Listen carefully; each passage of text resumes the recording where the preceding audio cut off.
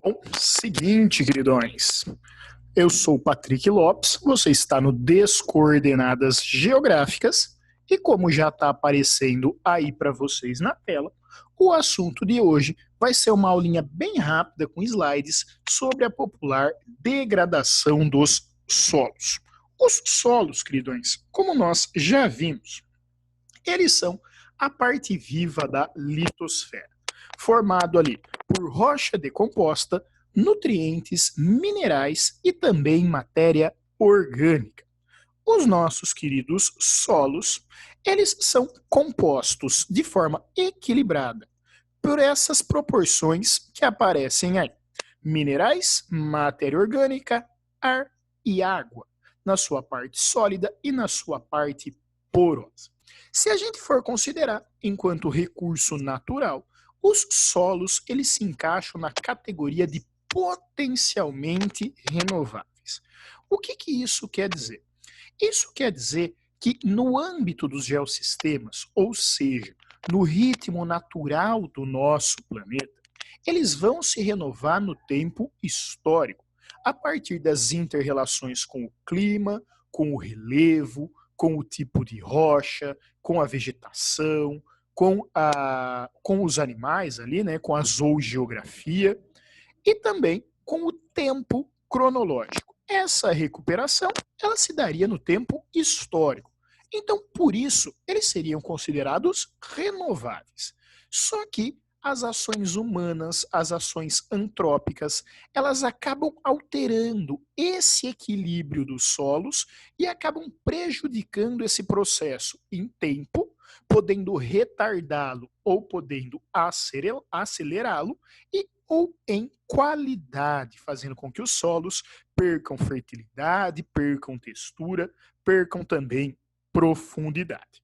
Quais são os principais tipos de degradação que nós encontramos nos solos, principalmente aqui nos países tropicais, como é o caso do Brasil?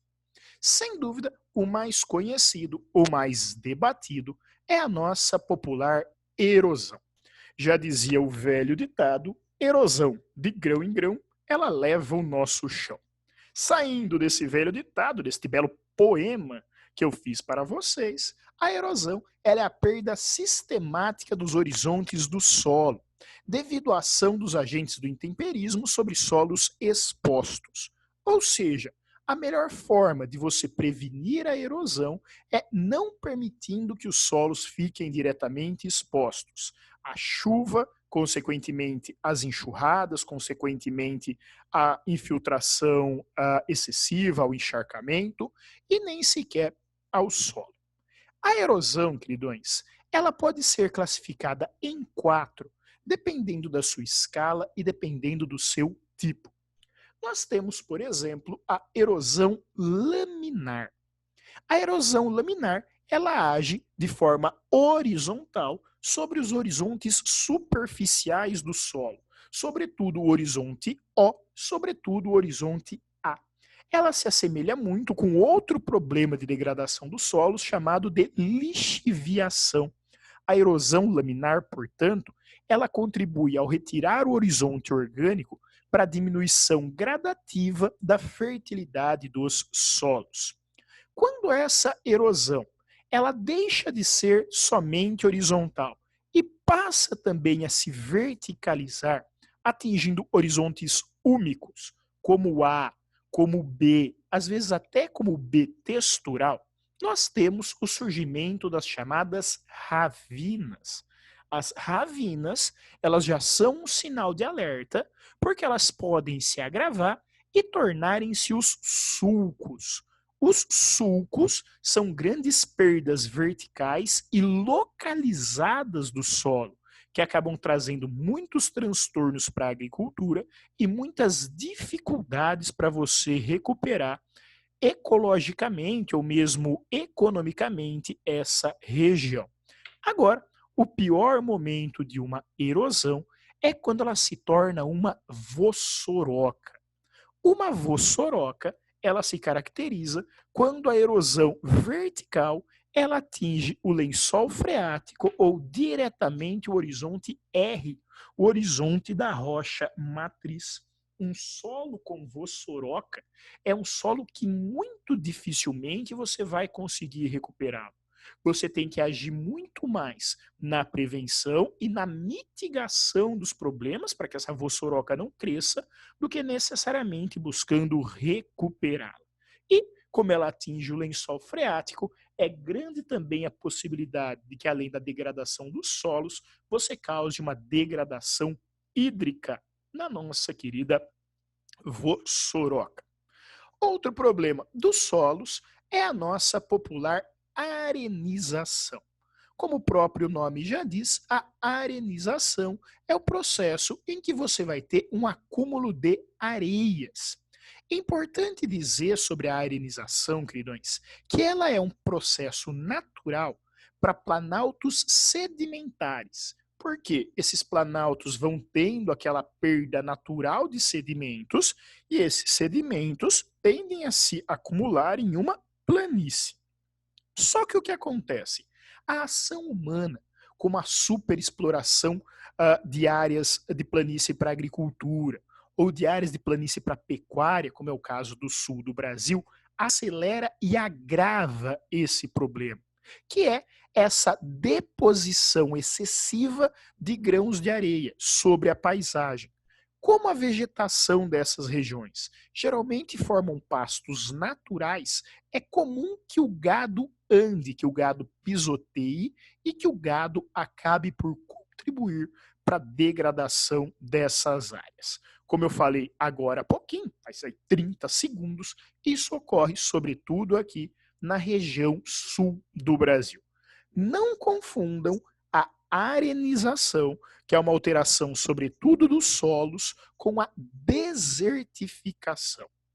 A desertificação, queridões, ela se inicia como uma alteração de solos, principalmente solos de climas semiúmidos que diminuem drasticamente a sua umidade. Mas como você altera a umidade, a desertificação, ela também vai atuar sobre o clima, vai atuar sobre a zoogeografia, vai atuar sobre a fitogeografia e até sobre a geologia de um lugar. Aqui no Brasil, o lugar mais suscetível à desertificação é o Nordeste brasileiro, onde as técnicas rudimentares, devido à extrema pobreza da região, acabam levando ao desmatamento da caatinga em um ambiente naturalmente frágil, onde, sem a umidade produzida e retida pela caatinga, esses solos secam muito rapidamente, levando a vida sertaneja a ficar ainda mais difícil e a perda na produção, tanto pecuária quanto agrícola, desses pequenos produtores. Uma outra forma da gente degradar os solos é através da salinização. Se a arenização é o aumento de areias, de forma assim bem chula, bem pouco ortodoxa, a salinização é o aumento da concentração de sais. E ela é provocada por uma evapotranspiração intensiva, só que não natural, em lugares onde ocorre um projeto de irrigação sem que você esteja nenhuma forma de manejo. A irrigação leva mais água para essas regiões, só que se isso não for feito com um estudo ambiental, com um estudo ecológico, essa água irá evaporar e irá depositar os sais de forma excessiva, criando regiões, queridões, onde sob o horizonte O e se misturando com esse horizonte O e com o horizonte A, surge uma crosta de sal que torna esse solo muito infértil e também dificulta sua plasticidade, que é um elemento importante dos solos tropicais. Outros dois problemas são a lixiviação, que é quando chuvas torrenciais lavam, por assim dizer, um solo exposto, retirando seus nutrientes, retirando seus minerais e contribuindo para o seu empobrecimento. as regiões das franjas da Amazônia brasileira.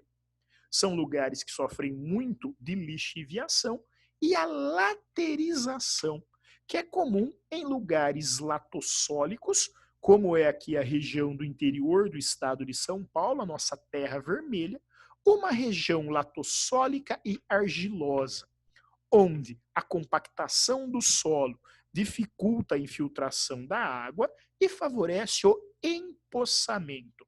Essa água empoçada, ela reage com óxidos hidróxicos de alumínio e ferro e leva à constituição de uma camada, de uma crosta ferruginosa. Essa crosta ferruginosa é a laterita. Uma vez formada a laterita, esse solo passa a ter dificuldades em apreender os minerais, em apreender os nutrientes do contato com a atmosfera. Se existem elementos de degradação do solo, também existem técnicas para a conservação dos nossos solos. Duas dessas técnicas, elas são indicadas para áreas de declividade. As curvas de nível, que consiste em, através ali de técnicas de plantio, você espalhar a sua cultura de uma forma ali na ribanceira que ela suavize, que ela amenize a força da enxurrada, evitando assim deslizamentos, deixando essa água mais lenta, favorecendo a manutenção de minerais e a infiltração dessa água em camadas mais profundas do solo.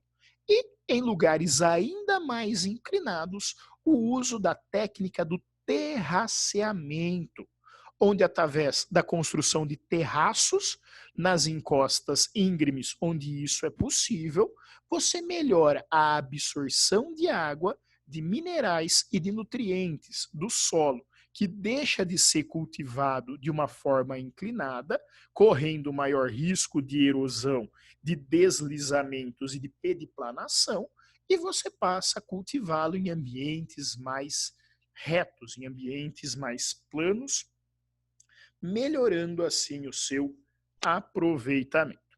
Outras técnicas, como o folheamento, que consiste em você manter as folhas no lugar, e o plantio direto, que é quando você não retira a safra anterior e planta nova praticamente por cima dela, tem como principais virtudes impedir o acesso direto desse solo aos agentes do intemperismo, sol e chuva, e também devolver parte dos nutrientes em forma de matéria orgânica para essas regiões.